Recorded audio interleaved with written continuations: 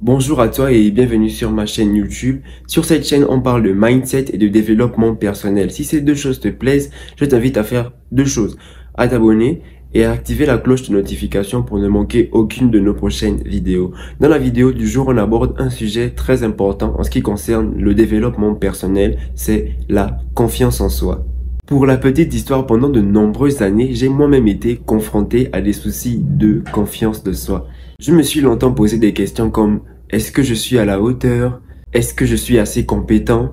Et même, est-ce que je suis digne d'être aimé? Alors imaginez à quel point c'était juste très fort pour moi, quoi. Jusqu'au jour où j'ai décidé de me reprendre en main et de travailler ma confiance en moi. C'est la croyance en soi-même, la croyance en ses compétences et en sa valeur en tant qu'être humain. Cela signifie simplement avoir confiance en ses décisions, que vous soyez capable de faire face à des défis et surtout que vous avez une image positive de vous-même.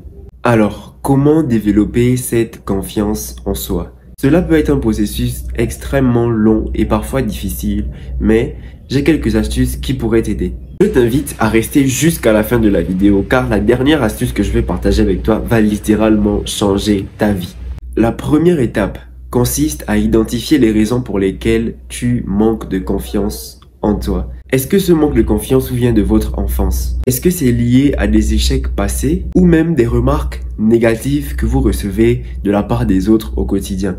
Il existe tout plein de raisons. Toi, identifie d'où viennent tes pensées négatives. En comprenant d'où elles viennent, tu auras désormais la possibilité de travailler dessus.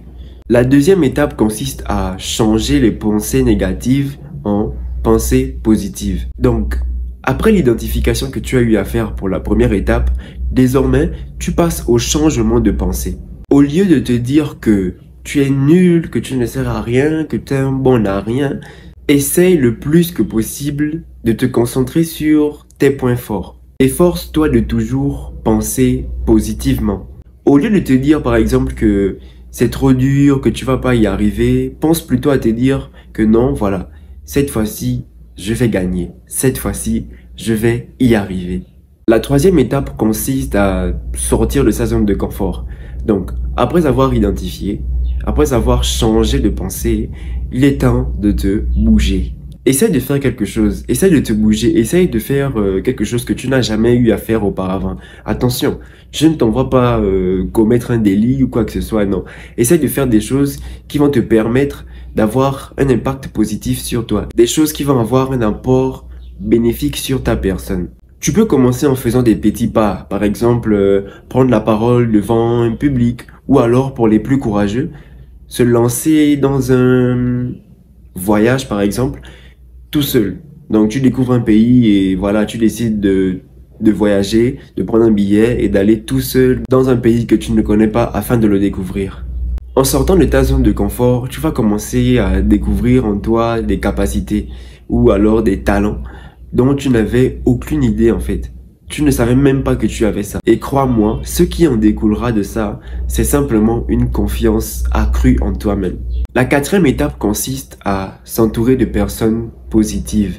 Il y a une phrase simple qui dit « Dis-moi avec qui tu marches et je te dirai qui tu es ». C'est simple. Les personnes qui marchent avec toi, les personnes qui t'entourent ont un très grand impact sur toi. Alors, essaye au maximum de t'entourer de personnes extrêmement positives. Crois-moi, les personnes qui te soutiennent et qui t'encouragent vont faire la différence. Alors, évite le plus que possible les personnes négatives et qui vont t'attirer vers le bas. Voilà, nous arrivons donc à la dernière étape. Et si tu es encore là, c'est que tu désires découvrir quelle est l'étape la plus importante pour toi afin d'acquérir la confiance en soi. La dernière étape, c'est simplement l'amour de soi. Pratique l'amour de soi. Aime-toi d'abord. Aime-toi en premier. Si tu t'aimes, les autres vont t'aimer. Si tu as une estime de toi, les autres vont t'estimer. Tout commence d'abord par toi. Apprends à t'aimer. Apprends à prendre soin de toi. Cela passe par se nourrir sainement, avoir des activités relaxantes, faire de l'exercice ou alors simplement avoir des activités qui t'apportent du plaisir en fait. Alors, retenons que la confiance en soi est un processus qui prend du temps. Il est lent et qui requiert énormément de patience. Mais je crois sincèrement que c'est un voyage qui en vaut la peine. En travaillant votre confiance en vous, vous allez découvrir des aspects de vous-même que vous ignoriez totalement.